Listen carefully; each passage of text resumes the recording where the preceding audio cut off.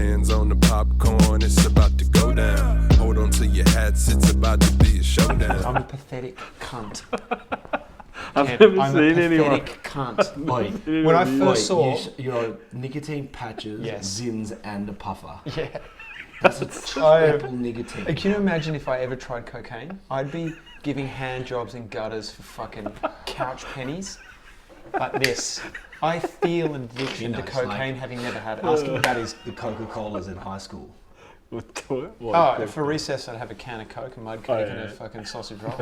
Yeah. And I'd get back from recess and be like...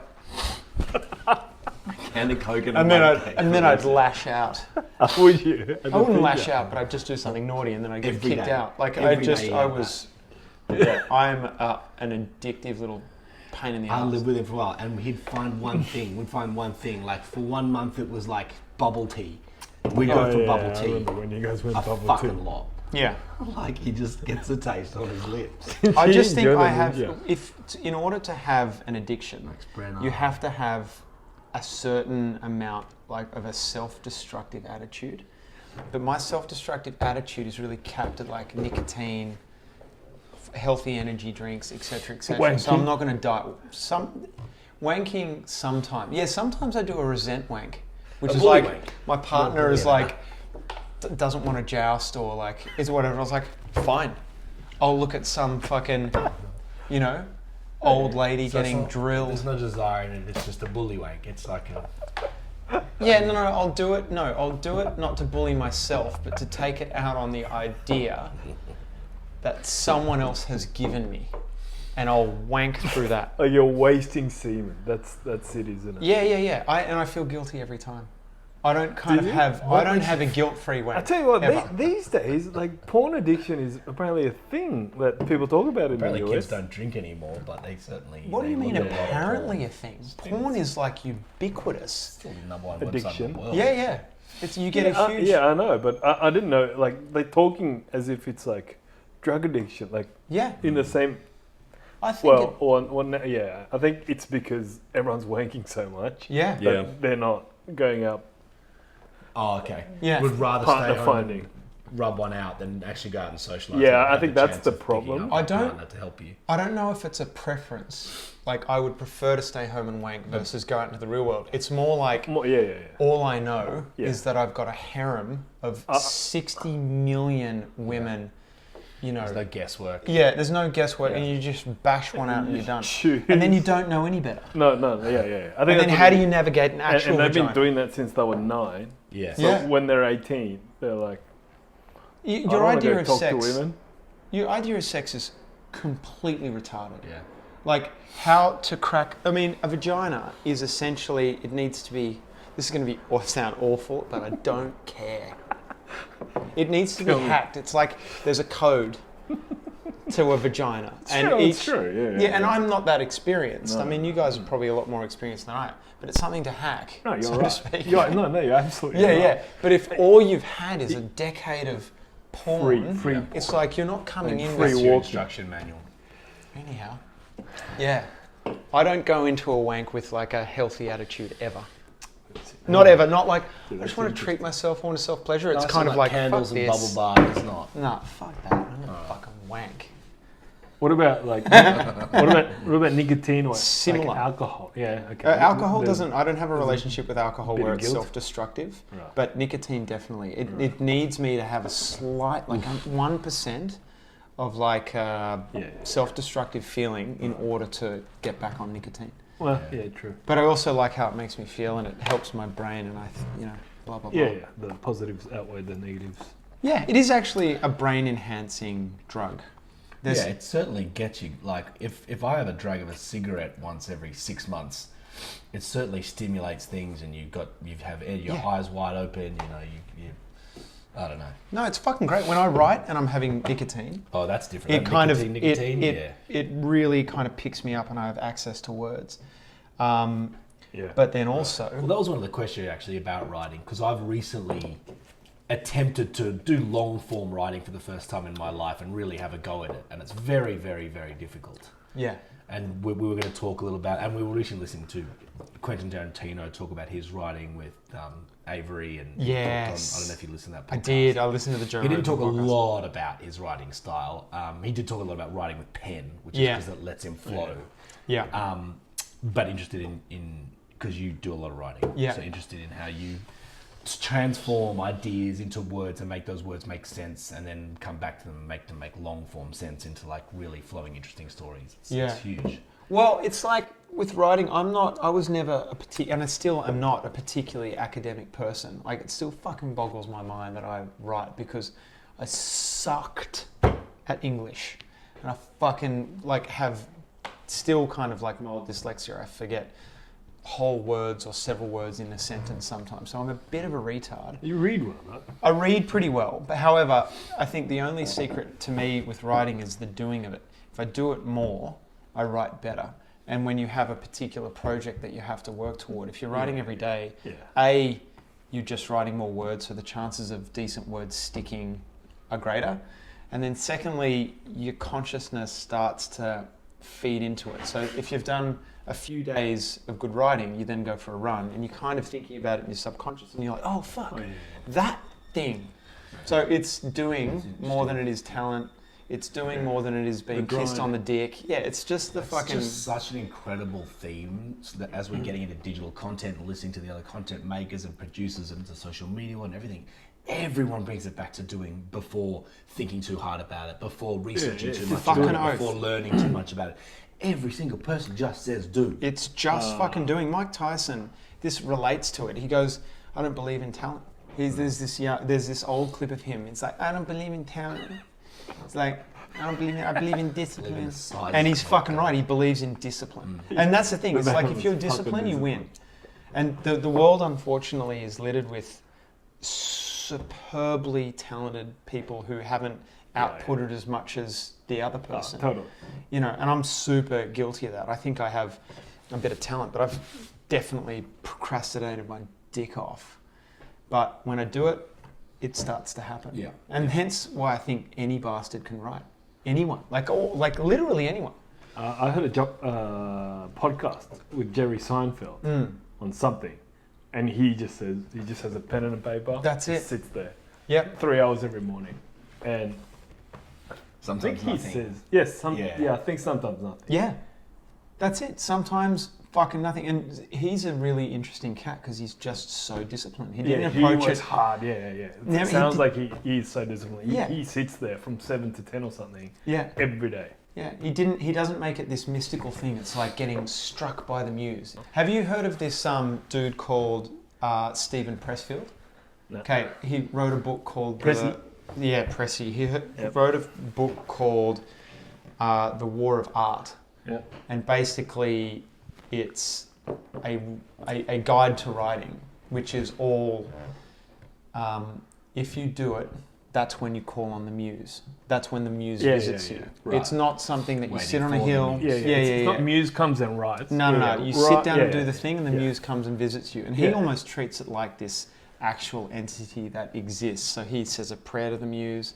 He's an interesting fucking guy. Do you know The Legend of Bag of Ants? You know that movie or whatever? Yeah. He wrote the book that became the movie, and many, many other books that became a thing. And he's, again, it's both so practical, and then once it's practical, it becomes mildly spiritual. Yeah. The ideas come, the muse visits you, you feel like the ideas that you got aren't your own. You're like, where the fuck did I get that shit? Hey, mate. You know? Not Elon Musk. Amazon. Jeff Bezos. Jeff Bezos has his hot wife. Does he? Yeah. His secretary was doing He's a buff podcast. now, His too. secretary Yeah. and weirdly He's just got ripped. like rich. Let's be honest. When you get rich, you get a bit more handsome. It doesn't necessarily mean you've had work done, but there's lots that starts to trickle into your life that makes you more handsome. Mate, But if you're rich, you're a fucking 10. Yeah. And I don't mean to kind of minimize women here. It's like you're attractive. You can. But it's a thing. things start to change in his world, in his life, in his surrounds, and the like things the aura he treats starts oozing. himself, what he eats, his aura, the people around him. He goes to the gym, a million things. That's Shout not what I'm talking out about. to peptides. Yeah, and peptides. That's not what I'm saying. His secretary, Growth hormone. His secretary told someone on a podcast, he books in twice a year a boredom summit for himself. Oh yeah. Have you heard that one? No. So gets Bill booked a Gates has hotel it as well. room, no TV, no radio, no Yeah, internet, yeah, no friends, yeah. no phone out, no Yeah. nothing. A small Yeah. hotel room, nothing in it, Yeah. and like I think 4 or 5 days, Yeah. and like has to just board the fuck out of Yeah. himself. Yeah. And he says sometimes takes him 3 days before he jots a note down. He just gets Fuck. bored. And he said he said most of his best ideas have come out of that room. Yeah. And that is forced. That is not. How much do we live our lives? Like, oh, no really good ideas. It's like we're so busy doing stuff. If we had the time to just do nothing for 4 days, then more like not the time because we can find the time to force ourselves into discipline to do that. You know, I found that so fascinating. So Bill Gates does the same thing, a bit different, but I think he does it 2 weeks a year. Right. Yeah, I can't remember the details. He gets like 500 books, and that's his secretary hell. books, and he goes into the bush. No one, just a house, a really simple house. He gets food delivered. or Simple for whatever. him. I'm sure it's pretty nice. No, I've seen it. It'd be nice. No, it's simple, but like fuckload of Coke. Yeah. Loves that shit. Oh, Coca-Cola. Diet Coke. Oh, Yeah, got yeah, it. Diet Coke. Diet Coke. That's fucking minger and juice. the hamburgers get delivered to him every day, but he just reads. Does he? Yeah, that's, I mean, Just reads. it's, Yeah. that there's an argument there just to, Yeah. we are busy, we are befuddled, we all have a million things to do, but if we put in place these things, these little systems that we just hold to, we're kind of surprised what we can fucking do. So We next week, actually, I'm going to Japan for 3 weeks, and I'm going on a fasting retreat for like 5 days. Oh, wow. Okay. That's what I'm gonna do. Okay, what else Are are you you going going to to fast do? everything or just food? Nah, so Fast I, internet, I fast- did this. Well, so I did this like in 2016. Went to some Japan went to some temple in Japan, and that was everything. No camera, no phone. Yeah. I'm into that. They just give you a kettle of water, and you just have to tick. You have to have a glass of water every hour. You have to tick that. You can't even take books, only Buddhist books. Oh, wow. 5 a.m. you have to get up and go watch the whatever. Sunrise. That was sick. That But- is fucking cool. But this place was Yeah, I'm huge. It's like 15 temples. How'd you feel? Awesome. Fuck Yeah, I'm yes. so jealous. That'd be incredible. Yeah, What did you that's what I feel? need. So you're like after the first 24 hours, you don't feel hungry anymore. Yeah. Then your energy level is like halved. Right. Yeah, then you're tired. Then it's like whispery. It's just Is everyone like quiet? the vision. Is there no talking? No, so I was just there by myself. Right. So not I much think you talking. can talk, but I actually. So the boredom was much worse than the hunger. Yeah, yeah. Well, food is such a it's like we It's a don't luxury, man. often eat Yeah. for hunger, pure No, hunger. Yeah, Right. yeah, It's exactly. such a distraction. Right. Yeah. It's such a, yeah. Like 100 years ago, we could go without, we always We could did. go without. Yeah, we Yeah, did. days. We were Yeah. forced to not Oh, yeah. eat for days and days. So, yeah, that's not that difficult. But how did you feel? Like, so you said it was misty and your energy was low, but did Yeah. anything else kick in lieu of the distraction of food? So, like, your mind is sharp. Yeah, right. People say that. Yeah, you can tell your mind is sharp. That's interesting. Um, Do you know, I had an epiphany when I was trying to kill this mosquito once. It was a little cunt. And I couldn't kill it. And Why? you know why? Why? Because it was not full. A full mosquito full really? of blood is easy to kill because it's like slower and it goes. Oh, "Meh." full as in, right. But a little right. mosquito Yeah, that hasn't had a Fresh one. fresh belly Right. is way sharper and way more. Oh, is that what it is? And I was like, He also weighs, I think, 1/10 of his weight. yeah. Point being is that like we are way sharper, way more nimble, way more focused when we're hungry. Yeah. And that actually, I think, ties back to when we were hunters and gatherers. If we needed to hunt, often we're hungry and we're as efficient as we can be.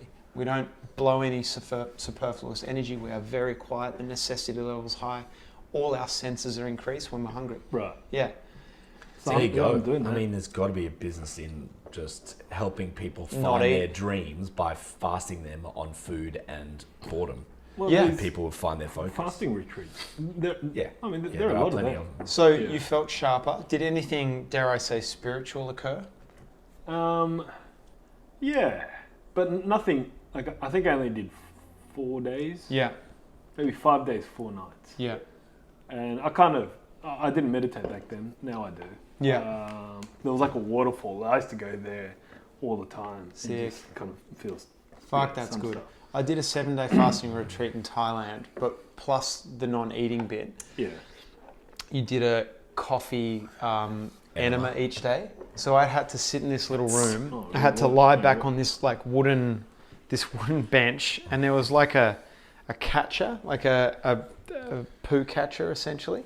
What? So it was like pretty. Coffee in the bum. So you have to put this thing in your butt.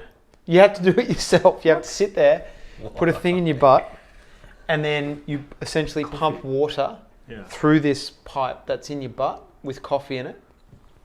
And it gets in there and you're like, oof, it's not very comfortable. And then all of a sudden you're like, hey, yo. And you absolutely shit for Britain. Oh, yeah. Yeah.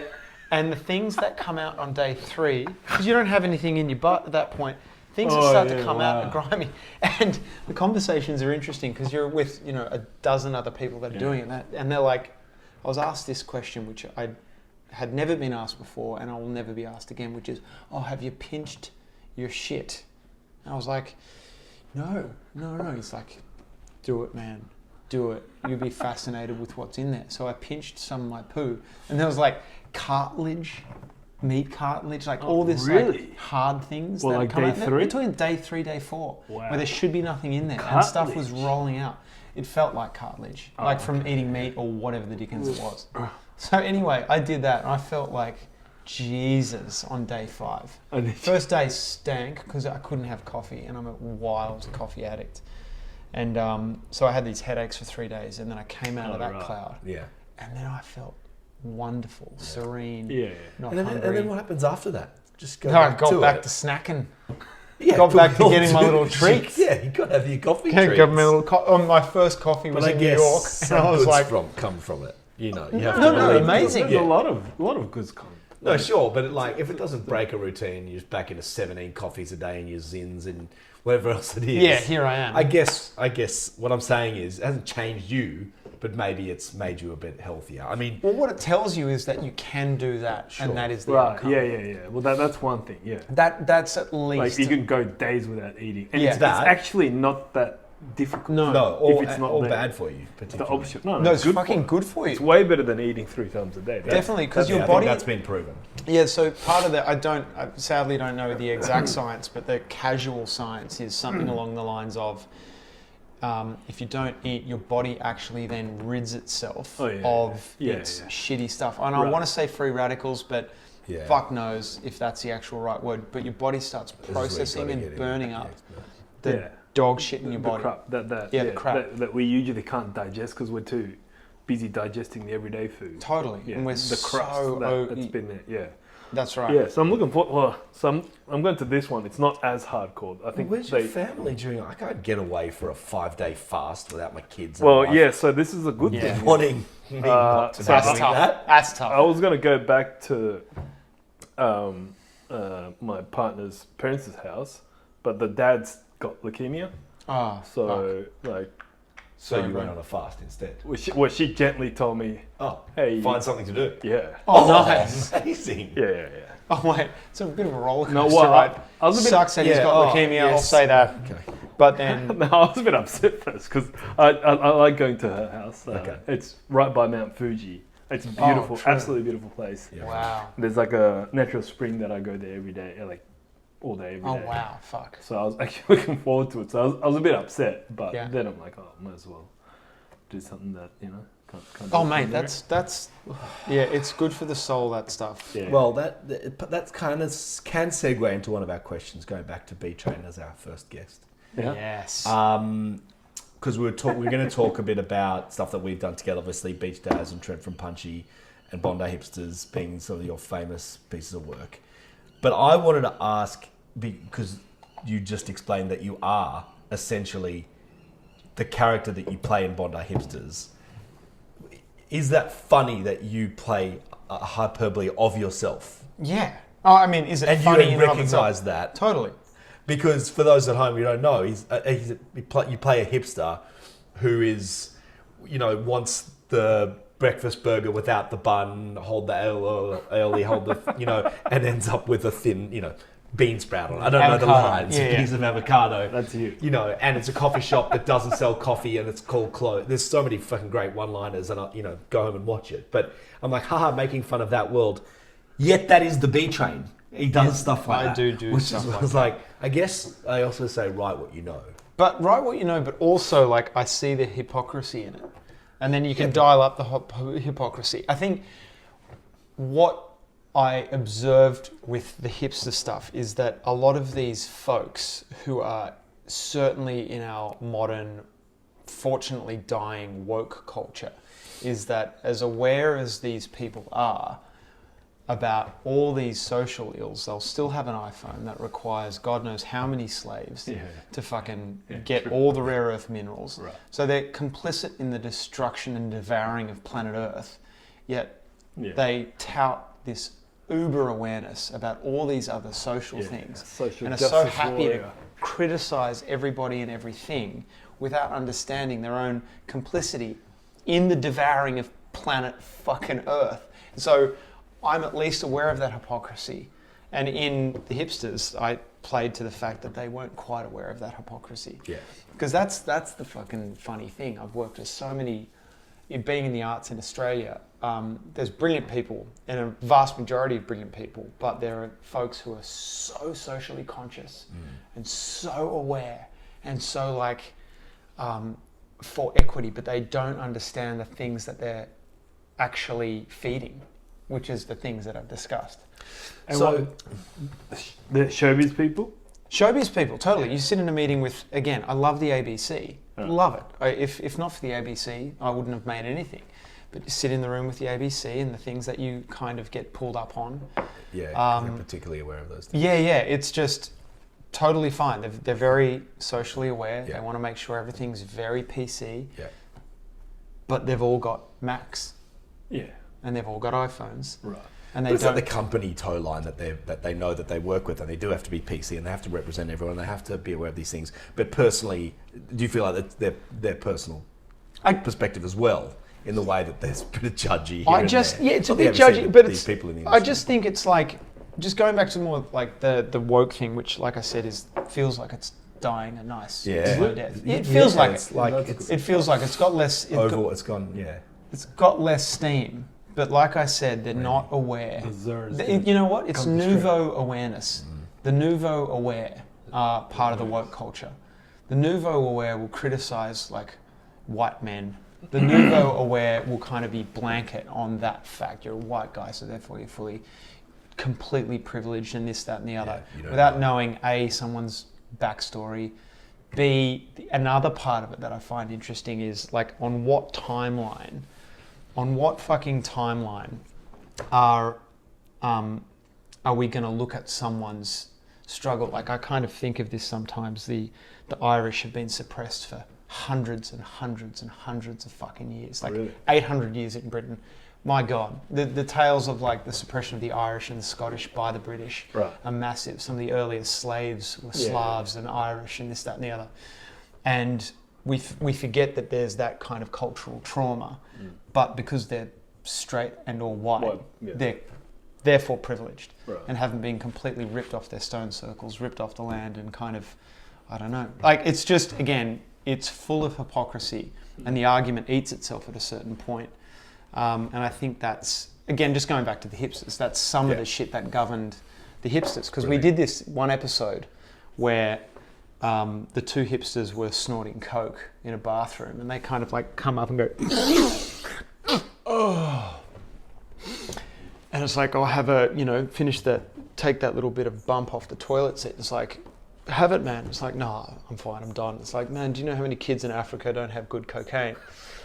And they finish off the cocaine, and it's like, oh man, it's such clean cocaine. It's so clean, it's so clean. And then we cut to this montage of about 2 minutes of all these hectic deaths in Mexico done by the cocaine cartels, who obviously, in order to produce and sell cocaine, commit the most heinous fucking crimes.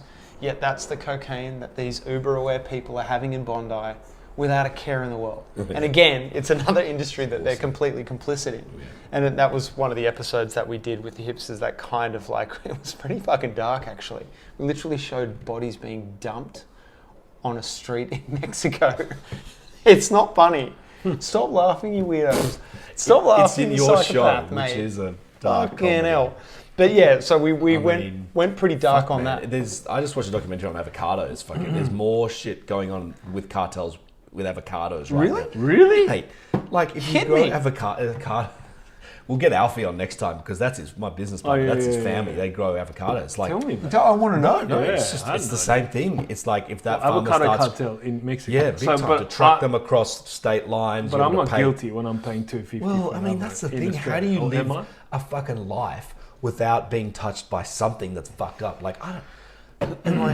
We don't get Mexican avocados. We get Australian avocados. Yeah. We're probably okay. over Yeah, here. yeah. I tell you But what, when I was in Japan, I was getting Mexican avocado. Mate. Really? You fucking You're a bastard. fucking bastard. You're I was a feeding dickhead the bastard. cartel. Fuck, mate. You're yeah. absolutely propping So up the what? cartel. So the cart. It's just anything where there's a lot of money to be made. And there's only a certain amount of land, there's only a certain amount of water, right? There's water cartels in that part of the world where it's like stealing each other's water and paying off certain things and diverting pipelines, and it's people die and people get murdered, and it's the same thing. There's lots of money to be made. If there's lots of money in Mexico especially, there's going to be people who take advantage of people. Yeah. You know, that is what it is. It's- you can't think you're above any of it. Like, that's the No, point. and the thing is, none of us are. That's the thing. Well, We're all, to a degree. Right, yeah. true. Like, Humanity. going back to the writing It's a thing, I read humanity this problem. book by Henry Miller, which was called On Writing, and that's where I kind of stole that line of like, we're all complicit in the devouring of Earth. We don't quite know it, but it's pretty flippin' interesting. And again, I don't carry a huge amount of guilt about that actually, because I probably have enough of a hallucination in my life to like shut it out because I'm busy tapping on my iPhone. Well, but if you all have of us, to, though. yeah, you kind of have to. I don't think we should all kind of flagellate on that fact, but yeah, we are all playing a part to an extent, unless we want to not do that. And if we not want to do that and be purely like without sin, then we probably have to change everything about how we live. By yourself. Yeah, Basically, you have to be a hermit, that's basically. right. If And you want to have phone conversations on telecommunications, if you want to eat food from other countries, that's come on shipping things. Yeah. If you want to, it's just the world that we live in. We're not fixing it. Yeah. That's why I think it is healthy to have those for people to be aware of it. Because if you're saying, hey, the people that take it too seriously, you know, fuck them all. They're so woke. They're killing us all with. They're like, hey, you can't eat that. Hey, you can't drive that. You shouldn't watch that. You shouldn't say that. Yeah. At least they're talking about it, and that disseminates through our society and makes us aware and starts to change our social discourses and those things. Yeah. So all those things, it's good to talk about. You Yeah. can write Yeah, about talking talk about it. I think it's it's the people fun. that aren't self-aware that, hey, I say that, but I'm very well aware I'm one of them. I think Yeah, you've just yeah, got to I have a think little bit of that's a the mirror. bit. That's the bit. Like it's fucking great. Like you said, people who are vegan, vegetarian, it's like, I love that. yeah. But again, to be a vegan or vegetarian, the amount of things that have to die in order to grow soy, the crops that are required to have a reasonable vegan diet, is like there's arguably more things dying in order for that to happen, and more crops getting dusted in order for that to happen and you to have that lifestyle. They're not, unless, again, you're completely organic and off the grid. And You've dusted a lot of crops in your I've time, dusted mate. a lot of crops. You're right. He's right.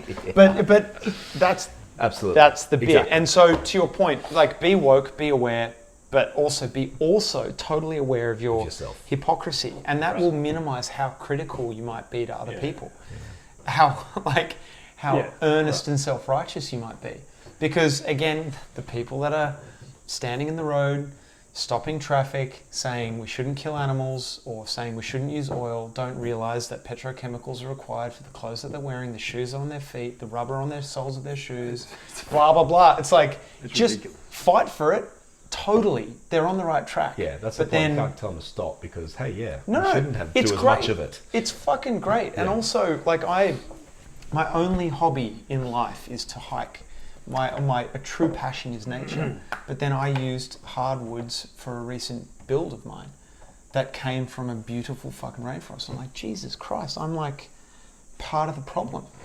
And again, I don't necessarily carry day-to-day guilt on it, but nonetheless, if we at least...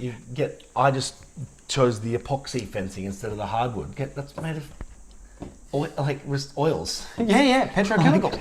Which is recycled from tyres, which are the worst thing. But I've used, where do you stop? But that's the thing. It's like, if you're aware, you're okay. My goal, I think I told you, I want to donate $1 million to nature every year. Don't you have to have $1 million? Well, that's my goal. So I want to earn $3 million and donate $1 million to nature. But that's probably the only way to kind of not feel guilty about it, is to do better, outdo the better than the damage that you're doing. Yeah, that's the idea. That sounds about right. Like, if you can have a net positive result on the earth by the time we die, that's a pretty good way to wrap it up. Is, you know what? We're a fucking porridge. But if you can have a net positive result, you're not going to be perfect. You're not going to... Well, if every human being is net positive, then that's all right. That's the idea. That's the idea. And this renewable, like, to start another thread, I know you wanted to wrap it up, this topic up, but talking about, like, renewable energy, I'm all for that. I've got a little place off the grid, and I, earnestly want to start growing my own food and this, that, and the other. But we stop as a civilization if we don't have ready access to a lot of fucking energy. That's how we lift people out of poverty. And so we're essentially in principle requiring other countries, developing nations, to not use fossil fuels. And that's fucked. We actually have to allow people... Well, at least now, at least now. We don't have the technological...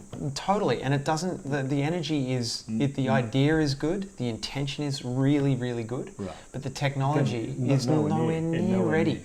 Yeah, and to make these demands of developing nations, these huge population bases that have a huge amount of extreme poverty, to require them, ethically or morally, to not have access to cheap and ready fuels is fucked, because how we lifted the West out of poverty is through ready access to those fossil fuels. Yeah, and if we can't provide an alternative that's significant and sufficient, then what do we expect?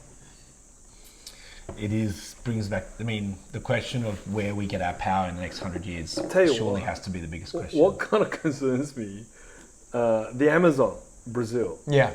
Which I think, it provides, 30% of oxygen or something like that. Trees. But we're basically asking Brazil to don't do anything with that. Yeah. Because we're going to be fucked. Yeah. Why does Brazil have to pay for? Because they want to chop it down and make a resort and all that, which sucks. Get some palm trees up in that, baby. Yeah. Millions of palm trees. Lovely, delicious, palmy, oily trees. But that's the fact. Again, that's the other thing. It's I think. Now I have a kid. Every nation should pay a certain amount of money to Brazil to conserve that. Sure. Yeah, that's totally fair. That is really, really fair. I think. I also think about so again, my future will be in advocacy for conservation. That's kind of my future. The Great Koala National Park is something that I'm very, very interested in. But I think, now I've got a kid, I think about loggers, and I'm like, these loggers aren't nature-hating fuckwits. No. Many of them are people who just want to provide for their families. Yeah, of course. And so it's so easy to demonise the other side. But that's not the right way to go, because if you want to make someone wrong about their life choices, you're not going to get a positive response. Like, oh yeah, you're right, my whole framework of life is fucked, how I'm feeding my family's fucked, you're right, good call. It's like...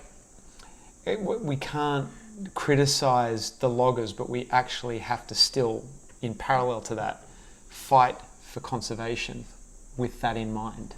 How do we come? I don't know. Bondi Hipsters. How do we come up? Yeah, Bondi Hipsters. This is totally a valid thread. My brother's, I guess he's many things. He's ecologist and a zoologist. Yep. And I wanted to write a Beach Daz kids book that would do some social good. And I was throwing ideas around with him. I'm like, I don't want to just be recycle, tell me something that, and I already started jotting down a recycling one. And I said, tell me something that would do social good within nature. That might actually, if this book got out there to 1 million people, it might change their minds and affect policy. It might do something. And I gave him a draft of like, what and it's a kid's book, what do you want kids to do? Understand about recycling at an early age so that it's like, and he's like, we're in Australia, we're in a first world country. Our recycling doesn't touch the sides. Not even close. Like, it doesn't matter. It doesn't matter. Like, I'm not going to give percentages because I don't know them, but the vast majority, let's say 70 to 80% of all ocean plastics comes from 3 to 4 rivers in third world countries, right? And they're not recycling. So we can recycle all we want, but the Ganges and the X and the X and the X, they don't have the policy, they don't have the systems, they don't have the money to recycle. So everything they have goes in the rivers, goes out to ocean. Australia recycling our things doesn't do anything. Totally. Which is brings you back to this doom and gloom. Like, fuck, what's the point? But it's not. It's 0.1%. But it's something. It is something. But what it does do is empower young people to realise how important it is in Australia, in a powerful country. That country grows up to be leaders. Those leaders affect policy change within our country and support other countries. Hey Tonga, let's fix up your rivers.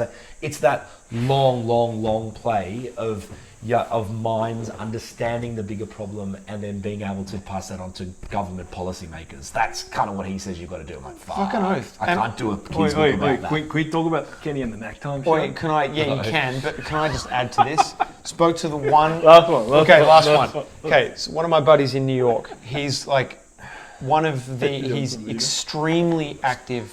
Just stop. Check it again. I'm so nervous about it not working. And check the mics, like doing stuff. And how do I know if the mic's doing? No, it's on. Yo. It's fine. Yo. Your little bubble's going. Yeah, my bubble's going, bro. So one of my good mates in New York, he's a conservationist. He's a cinematographer for nature. And we were talking about recycling one day, and he goes, don't do it. I was like, what the fuck do you mean, don't do it? And he's like, do you know what we should do instead of recycling? And I said, well, go on. He said, we should tip our recycling out on the street. And I said, okay, why though?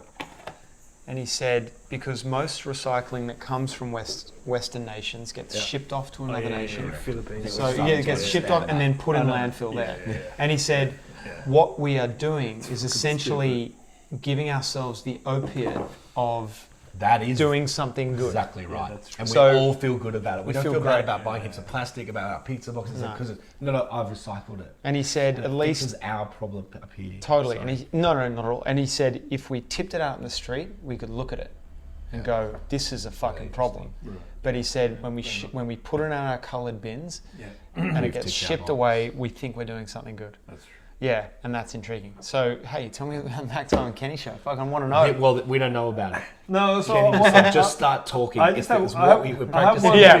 one thing though. Hit me. I want to provide Kenny and the Mac Time show. Learning and good vibes. This is what I want to provide. Okay. I think we provide no one wants learning, to learn, though, but not, so let's not good frame vibes. It in that. No, but we do. I think by virtue of conversations with interesting people, there will be learnings. Right. Yeah, and good vibes. Yeah, and good vibes. Both of those things. I think we're tipping towards learning too much. Hey, you're going to tip towards your guests. So this is what I wanted to do with you. Hit me. I wanted to watch Trent from Punchy. Oh Jesus, fuck Christ! He said that. I'm okay with that. And then I thought, you know what? I don't reckon you've ever talked on camera about the story and what it is, and just to actually tell people about Trent from Punchy. Because we've never done it. We've never done it. Let's watch first. But because... Go. No. Like, it's just, this is a world first. It's a world because first. It's always been an asset that we've kept seeing if there was room for it to grow. Yeah. And which requires a certain guise. Yeah. And so... maybe it's time just to... Let's watch it. Let's have a look. Mate, I'm okay with that. Trent reacting to Trent from Punchy. Trent reacting to Trent from Punchy. I've already thought about that. That's actually a pretty good thumbnail. He thinks about the thumbnails. It's good, man. That's catchy. Isn't it? You like it? That's good. Trent reacting to Trent from Punchy. I can handle that. For so many years, I have wanted some distance from that guy. Oh, have you? Some distance. I remember one of our very religious friends, who we won't name, when it first came out, wanted to have a talk with you. Wanted to have a chat, and he said you're kind of promoting the worst in humanity. And he's not wrong. Not promoting it. Oh, You're having a giggle at it. I'm having a giggle at it, but I'm definitely like letting it be known that should be celebrated. Listen, I didn't carry that as guilt, but I just remember that tapping into something very deep in me, going, "Fuck, he could be quite right." All right. Okay. The Ridge. The Ridge. Guess what YouTube channel the show's on? The Mac Time. Yeah. 10 million views. 10 mil. That was a lot back in the day. Oh yeah, true. Yeah. I don't think it's a lot anymore. Not as much as it used to be. Oh, Not Mr. B. I mean, still, yeah. Oh, sorry, I was watching. Oh, you've watched it before. Oh, Ken, you've already... Sorry. Do you have it on camera, Ken, or how does it work? Man, me folks, I don't know, I just kind of rocked up here, I was like, what's going on here? Who are these fucking dickheads? Yeah, fucking, who are you? And I was like, hey man, I'm fucking Trent. Yeah, fuck that, And then I got smacked up. Bag, and they fucking do something. Man, the boys going Max Doughies in the gravel and shit near Lidcombe Station. To keep me busy, got the soda bulbs. That's heaps sick, Lidcombe Station, we smash it up, Fucking, dude. Girls are bitches, they're like stitches, you pull them out and then they open up. You just smash them, A couple of birds that love the dick. So many birds after me, They're like, hey Trent, give me back my purse. I'm gonna come and get you. Just fucking relax, Man, you're such a slut. So many birds are chasing after me, and it's fucked up. It's easy around this part of town anyway. Tell us about your best mate, Kev. Kev is a sicker. Kev's got a big dick. What did you guys do last Saturday? Last Saturday we went to the drive-in at Bass Hill. We climbed the fence and he was like, hey, oh, you dickhead, fucking what are you watching that shit for? And I was like, hey man. He's so sick, scratches cars. He's mad, Coffers. Punch him in the face. Coffers. But you're still a copper and you're gay. Kev did this, check it. I might go up to Woy. What's happening up with Woy, Trent? Got a mate in Gosford, don't really know, Just got a bit of a scene up there. He's like, he said he might be able to deal some goey. What drugs don't Trent like? Fucking Shelvin, Shelvin! Punchy's sick. Punchy's alright, That's where I was growing up. Like, hey Trent, how you doing? I'm alright. Get fuck out of my shop! Yeah! Dickheads! Tell us about your mum. Yeah, Mum. Man, she worked pretty hard, A lot of cock for cash, My mum's a dickhead.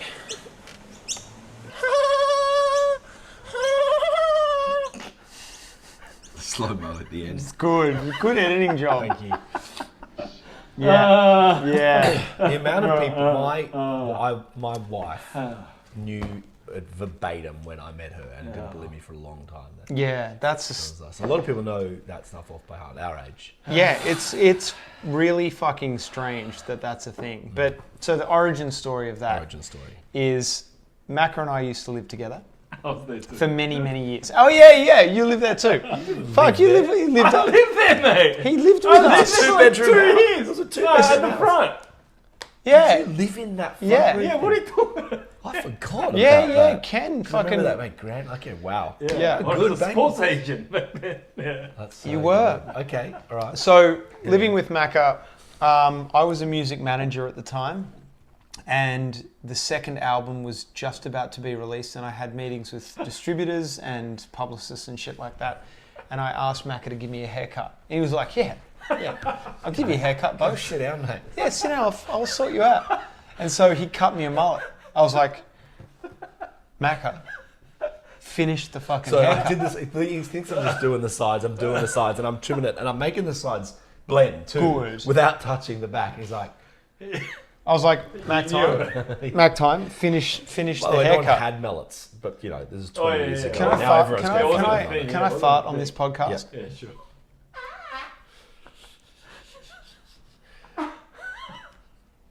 I know. So he was like, "No, I'm not going to finish the haircut." I was like, "Macca, finish the fucking haircut." And he was like, I'm not gonna finish the haircut." I was like, "Okay, cool, man." Fucking hell. And he goes, all right, hold on. I'll finish the haircut if you do Trent.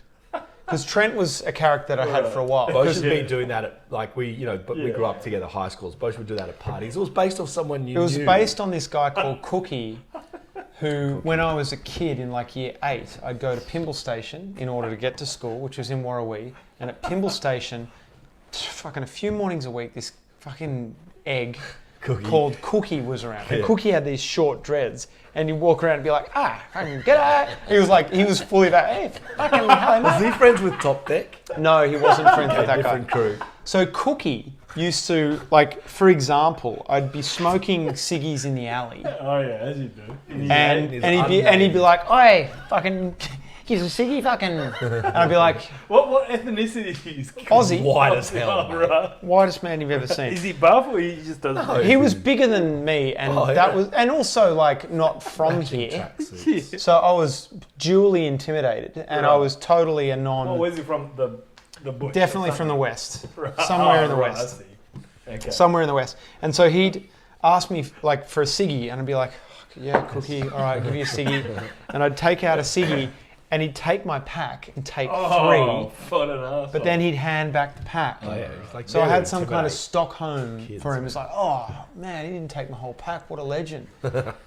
Anyway, he was just this like antagonistic force in my life for a period of time. And so I did this thing where the thing that started Trent as a character, I'd be like, nah. Because he would do these like, nah. He'd have this like energy that was so like that. And to a couple of mates, they'd be fucking like, oi, Bosh, do Cookie. And I'd be like, and that's how it fucking rolled. Right. And then So that's, I knew the character well. Been enjoying it for years, personally. Yeah. In our own circles. so back to the haircut. Macca wouldn't finish my fucking haircut, left that hectic mullet. And it was like, okay, you do Trent, I'll film you, and then I'll finish the haircut. And I'm like, Macca, get the fucking camera, and I'll do it, and then finish my fucking haircut. I was fully resentful and fully You wanted it done. But in you a fucking rush. Turned the camera on too. I was in a You rush. turned it on for the camera. Consider you were in a rush that day. I was in a rush, and so he went, got the camera. I was sat where I was getting the haircut, and he came back. Now And that's just at Bronte Beach. Yeah. Which a lot of people pulled us up on there, looked at that balcony, even though you can't see shit and it's Wow, overexposed. that's pretty good. People were like, that's not fucking Punch Bowl. at all. yeah. That's like The opposite of Punch Bowl. Yeah, they don't know. It's the It opposite. wasn't like it was one palm tree, maybe. It was the opposite of Punch Bowl. It was fucking Bronte, and we were living above a lawyer's house. Yeah. You know, we're living in that top level. And so Macca turns on the camera. That happens. Macca edits it. So how many minutes did you? Not much longer than that. There's not right. much like No, off No, cut from that. I just cut the comedy into it. Like I'd cut off his bits and I'd cut the end out. Like that's I've got the original somewhere, and it was that was 6 minutes. It's like 8. It wasn't like a mega, but what Macca did was cut in, cut Yeah, out, like made it, like it just made it fucking really punchy. Excuse the pun. But then Macca then does the edit and then posts it. I don't know how long you posted it after having filmed it. YouTube was very new. It was, yeah, I Share remember. it was Super via email. But I Like, remember- that's how you got a YouTube link. If someone emailed Yeah, it that's to you, right. and that's it. So fuck knows. Like before, like Who I emailed it Facebook to. Messenger or Within WhatsApp. a couple of days, I remember us going out to dinner in Crow's Nest with a few mates. Yeah, For real. yeah. And it was like, I think you told me, or another one of our friends, Jared, told us. It was like, it's at 10,000 views. I was like, get that fucked. like fucking And at the amazing. time, 10,000 views No, was as something. big as YouTube got. True. It was Well, pretty I don't know, but Right, for right. us, Yeah. you know, Yeah. early I don't know days what of it was YouTube. on YouTube, but yeah, like we saw it go up overnight from like And where was geography? 50 mates to then like 500. Australia, We were like, or was it- that's was it people we pretty- don't know. It was pretty- Australia. What Oh, do you definitely, Like global. definitely Australia. was It was local, all was it? Australia. At that we point- didn't even know how to look where it was going. I see. Like, Yeah, yeah. we had there was no insights. And the algorithms were such at the time that if something was getting views, it'd stay high on people's feeds. And then I think Facebook definitely was a thing at the time. And similarly, Facebook, if something was getting viewed, it would just stay top of the feed. Yeah. So we benefited from early YouTube. It Yeah. didn't require boosting, didn't require any of that stuff. Yeah. So that was where I was like, fucking hell. What the... hell's going on? And it was around that time that I was thinking, like, even before that, I'd just come back from the States. And this is going to sound a bit fluffy, but while I was in the States, for management stuff, music management stuff, I had a few actor buddies who said, apropos of not much, they're like, man, you should act. Like, you should be an actor. I was like, oh, I've thought about it and blah, blah, blah. But it was kind of like that. Nice. But it's something that I'd always wanted to do. But it was impossible as a pursuit because acting required. I had all these old school ideas that it was not fruitful, not realistic, blah blah blah. Having gone through a private school education, it's like, well, you don't do that. You just do something else. Anyhow, it happened at a weirdly divine time. And it happened. It was so weird. But even now, like, what I find really bizarre is that I was up north just recently, and I've kind of started another business up there. And these kids who are 18 come up and say, "Man, are you Trent from Punchy?" Really? It's like another now. Holy moly! I didn't know that. It's fucking weird. But it was just very mate, and I'd be okay with that. But now, 2025. knocking on my window, Jeez, knocking on your window. my car window. You Trent. Is that because word had gotten around town that you're there, not just that? They didn't. There was a couple of people that, purported to have recognised me, but I think it's more the fact that they knew that I was involved in this. Kids in now, this that's what. But that's what I find generational. It's generational, which is so bizarre. And here's the other fucking weird thing about that. I didn't know the West from a dog, from shit impression at all. Yeah. However, I accidentally mentioned Bass Hill, Lidcombe, both of which are near Punch Bowl, which I didn't know. No, you didn't know, right. I fucking didn't know. I just knew that Lidcombe was the thing, and I knew Bass Hill had a drive-in. And I was like, for some reason, I mentioned those two hot topics. I hope so. In fact, I hope so. We should look that up. Yeah. We should go there. We talked about doing another series there and go. Well, we did. Yeah. We went out to Lidcombe Station. You fucking threw some rocks at Pops, and we went and had a bit of fun with you in that world. But it never felt quite as good as imagining it through your eyes. Yeah. You didn't really know it. So when you were watching Trent from Punchy, what was the first time in how many years? Oh, I have not watched that in years and years and years and years. How did you feel? I felt fine. I just still find it interesting that it's done what it's done. And at the time, I said to Macca, I think I was in the shower after having got the fucking finished haircut, and I poked my head out of the shower and said, Macca, don't post that. He did. He's like, please don't. Please don't post that, He's like, because YouTube was a thing you could put something on show your mates. Don't. And it was. I remember saying to my brother, Doug, he thought it was the funniest thing he'd ever seen. I'm like, that's a good response. He's like, that's the funniest thing I've ever seen. And he's like, I'm going to send it to my mates. I'm like, send it to your mates. Like, we'll send it to our inner circle. And that's all I thought it would do, because I wasn't like, I'll show the internet, like, how are they going to find it? Because you only find something 100 links. And I said, shut up, mate. Share it with everyone I knew. Yeah, so Macca went against my wishes, sent it to the world, and here we are. It's really, really bizarre. And that's the thing that started off my, like the acting career. And you think Trent helped you your acting career? Yeah, because I think for a couple of reasons, it did something, so I could talk to it, I guess. But also, I thought, oh, fuck yeah, I could do this. Yeah. But I fucking didn't necessarily want to become Trent at the time. Yeah. So many offers were coming in for live shows and visits to weddings and visits to 21st and this, and I said no to every single thing. Oh, really? And I think accidentally. Oh, they wanted Trent to come. Yeah. Accidentally, what happened is it just was allowed to be that for quite some time. Very long time, years. And so for lack of a better word, the mystique of Trent was able to kind of just grow without me becoming completely synonymous with Trent. People make their own. Again, these great make their own came around. He'd been killed. There was a lot of remixes. People made techno songs out of it. Let's make sure we show that. There's some great. There's some good ones. That came out well, I want to show there are other ones. Yeah. I want to watch the other Trent videos. But then I also then we end up going in parallel to this. In parallel to this, weirdly, I did have a really earnest view of acting at the time, that it was a deep art, and I still kind of think it is in a sense. Well, can I watch this? Watch whatever the fuck Top you Deck, want. yeah. Top Deck. I fucking mate Rizo. What's Top Deck? So Top Deck was. This is us at like Cameraman Shopping Centre. We died Rizos there.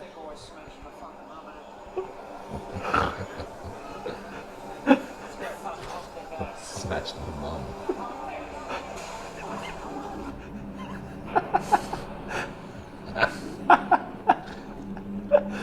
The people screaming at us here were real. Oh yeah. Oh, security. Security! Yeah. I mean, yeah, so that was... So that Anyway, was fucking that's that. the And then story. also in parallel to that, while we were living together, we spent days and days and days on end speaking to each other in a Kiwi accent. Be like, good morning, Anthony. Be like, morning, Nurk. So we'd just go through these phases for weeks of just speaking in a Kiwi accent. And that's what ended up precipitating Beach Daz around the same time. And Macca did Yeah, the same a thing year again. later It's or like, let's just fucking record it. I was like, Mac time. I had a fucking like classic mini handy cam with a mini DV tape in it, and I was just like, I'm gonna film everything. Like, let's go and film like us just talking Kiwi accents.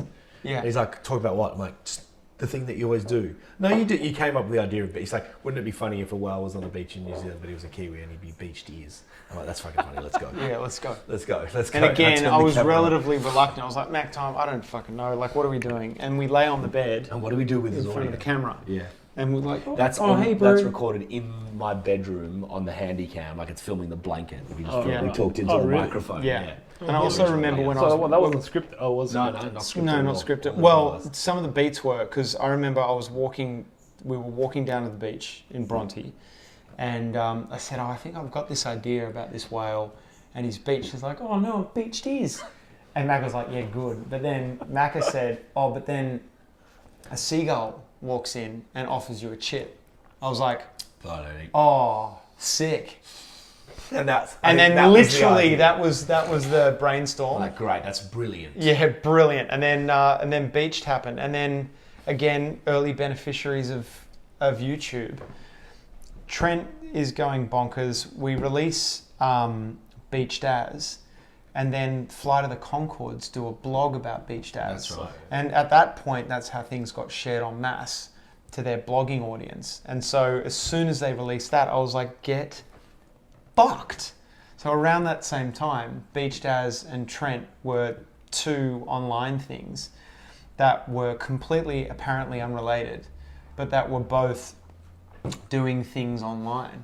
And that was weird as shit too. It was so weird. Yeah. Opened a lot of doors. It let me find a life of making commercials. People are like, hey, there's a new medium here, short form stuff. People share it online. How do we get brands? And the idea of making commercials. People pay me to make content. What a fucking great idea! So that opened the doors for me to go and make content. Like, hey, can you remember Scrap versus Nut? The new Ice Age was coming out, so Warner Brothers, whoever it was, said make a viral video. I'm like, oh, make a fucking viral video, but Oh, that's they would- right. they I would dressed let us- up. I dressed up as a fucking Scrap. some cunt Like, they in would a just nut. let us make up skits and like, yeah, I think this is pretty funny, and pay us to go and film tons of shit, like trying to see if people Yeah. would share it and follow it. And there was a whole industry. Definitely So, what happened opening after those that doors. is like people thought we were experts in online stuff because of the two accidental Yeah. hits. Yeah. And then before you fucking know it, we were speaking at like panels, at Google the umbrella for certain talking things. And it's like, panels I do look back on that. I don't think we were a fraud, but I definitely thought like reverse engineering those successes was so accidental in Yeah. a sense, and it was so just two mates fucking around Yeah. that it did feel a bit funny, like chatting in front of these, room full of suits about viral shit based on two thorough accidents. But it goes back to our point. We just did it. And You what's, just do what's it. not an accident until you're doing it? Well, see, Yeah, that's well, the fucking secret. If you want to teach something, let's have a teaching moment here. Teaching moment. The teaching moment is doing shit. That's all. Like, if you want to be a filmmaker, if you want to be a writer, if you want to do anything in the arts, the secret is doing it. Mate, And releasing this it. is all I've been telling this guy. Yeah. He's been trying to reverse engineer everything. No, I'm saying you now that we live in a world where this stuff is everyone is doing it. So hey, let's think about where we find an expertise, or you find a niche or something you think you'd be good at, and those kinds of things. Just do it. You just got to No, but fucking that's do not it. true. There's Do it. billions of This is people it. finding success in their own niches. Ken's like, just they're doing do it. nothing and then find a niche, which I do agree with as well. You have to do, man. You have to do. Whatever it is. You have if to you, do, but you also have to find, like I've just started an Instagram channel which is painting pictures. That's a niche, right? You find something that you're Sure. good at, that you like, and you find ways to. If you find a niche, you're a better way of finding your audience quicker. That's all. But then you also limit yourself as you do with your Well, own channel. what's possibly just to extract the insight out of that is like interest is probably a greater vector of talent than anything else. Sure. If you're interested in something, you Yeah. probably have a talent Right. for it. Yeah. And so therefore, you painting, do your fucking painting Instagram video because you're interested in that. Yeah. Therefore, you're probably talented in that, and I know you, for a fact you are talented in that. No, I'm more that way. Go with your interest. Find Go with your something passion. you like Yeah. and do that. But his conversation was like, why is Joe Rogan so good? It's like, no, we can't emulate Joe No. Rogan. Here's why Joe That's not Rogan's what I good. said. Here's why Joe Rogan. He's followed his interests. Right, exactly. To the level Right. where it That's- gets spooky. That's what I said to you. And Like, he what has are our himself. interests? Yeah, just for himself. But he's followed it to Be the himself. spooky level. Right. And by spooky, I mean, let's say, firstly, martial arts and Joe Rogan. He was interested in martial arts and deep dove and was highly disciplined and got to a point where he had a certain mastery over Taekwondo. And that not only gives you that physical ability, but it gives you the spiritual and mental ability and discipline to know that, fuck, like, I can have mastery over certain things if you put a certain amount of work into it. That then precipitated his next, well, it didn't precipitate, but his next interest was comedy. He followed that down the rabbit hole, attained a certain mastery in that.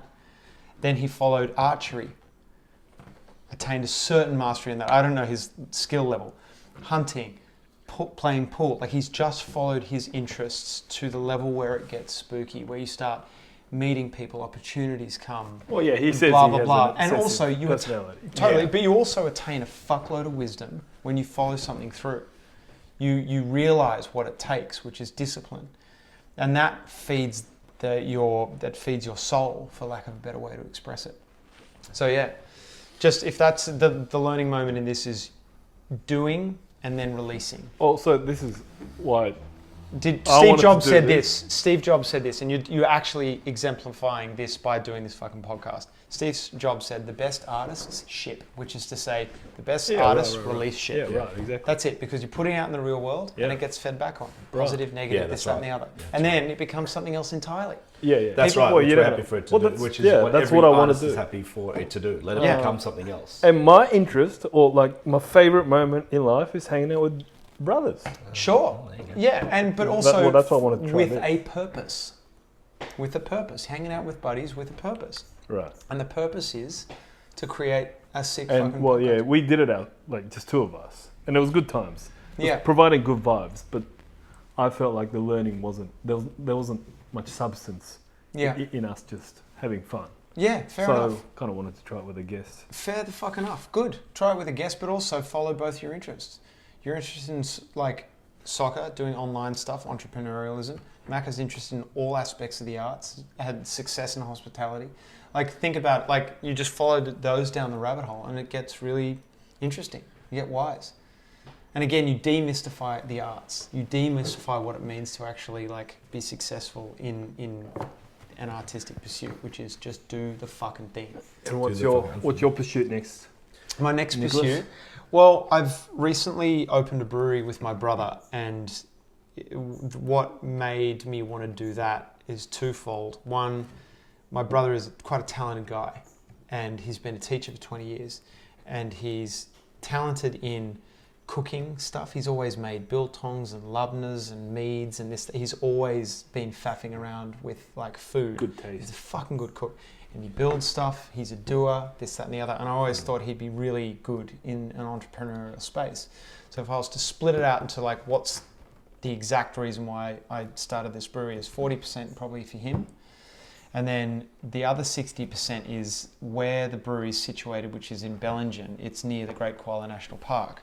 And this little brewery is really beautiful, and it's quite an artistic hub. Beautiful there. And so this brewery is not just a place that sells beer, it's really pretty space, and people just like being there. If you've been there, you talk about it. Like, it's a very cool place. And so it's been operating for a while in a different way in Boshier. Yeah. Much better. And so basically I want to use that as something of a hub to promote the Great Koala Give me a National shout Park. out, mate. Bellingen Brewery. It's really lovely, and if you know Bellingen, it's a small, well, if you don't know Bellingen rather, it's a small river town about 20 minutes southwest of Coffs, and it's at the foothills of some of the most stunning nature you've ever seen in your fucking life, like ancient Arctic forests and rainforests and high country, and it's got some old cedar forests, and it just really has impinged on me, and it would impinge on anyone because it's just so beautiful. And so this place, because it's so artistic, it could fucking become create a little bit of energy around the Great Koala National Park. And so that's my split. I personally am interested in people in the arts, and not necessarily, like, I like beer, and sure I like the pizzas that we do and this, that and the other, but it's a little bit deeper than that. Yeah, so that's something I'm doing. And I'm also in development. I was starting development on an animated series as a spin-off of Beached As called Spaced As. Spaced As? And that's going into development with ABC and BBC. So it's just a development phase. So I'll That's write so 2 good. scripts. It's about the whale and seagull who are space junk recyclers. Were you on that? Yeah. Bosch has done all the development and writing. I'm a character on this one more than anything. Yeah. And that goes into development at the end of Jan. And by July, we'll know if it's a thing or not. Just so you know, And the I'm right. seagull has he's actually called Seagull, and he's got a one-piece eye band like Cyclops,